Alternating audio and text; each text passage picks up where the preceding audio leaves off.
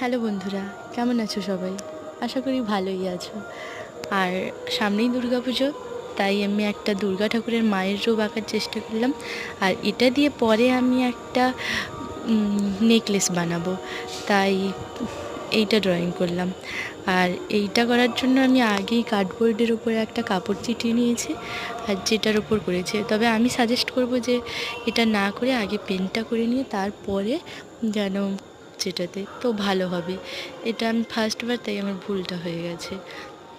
ভুল তো অনেকই করেছি, কিন্তু আমি ওইগুলো হাইলাইট দিয়ে অনেকটা ঠিক করার চেষ্টা করেছি। আবার সেকেন্ডবার আবার পেন্ট করেছি, এইভাবে মেটানোর চেষ্টা করেছি।